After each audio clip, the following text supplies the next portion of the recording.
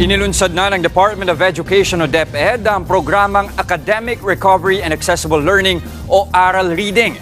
Ibig sabihin niyan, magkakaroon na ng libreng tutorial at learning intervention sa lahat ng mga paaralan sa bansa.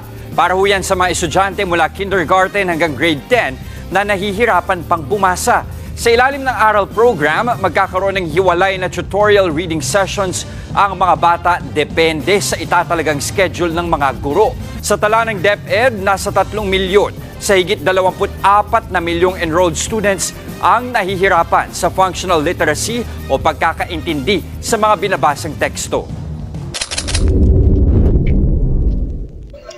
Natutugunan ba ng ARAL programa ang tunay na pangangailangan sa learning loss o isa lamang itong pansamantalang solusyon? Ang ARAL programa ay nilunsad ng Department of Education bilang tugon sa malawakang learning loss na dulot ng pandemya.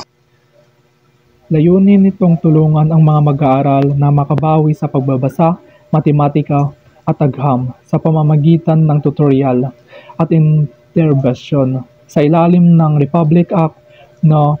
12,028. Itinakdang maging sistematiko ang pagtukoy sa mga mag-aaral na nangangailangan ng tulong.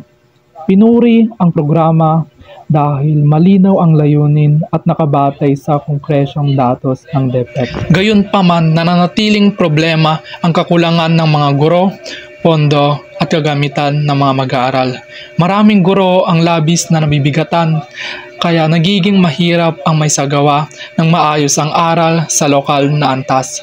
Bukod sa akademikong suliranin, hindi rin natutugunan ng mga programa ang mga isyong may kinalaman sa mental health, kahirapan at motibasyon ng mga mag-aaral.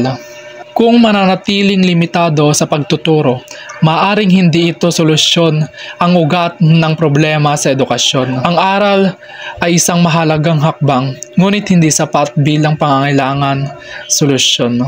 Upang maging epektibo, kailangan itong sabayan ng reforma sa kurikulum, pagsasanay ng guro at suporta mula sa komunidad. Gaya ng kasabihang, kung may tiyaga, may nilaga.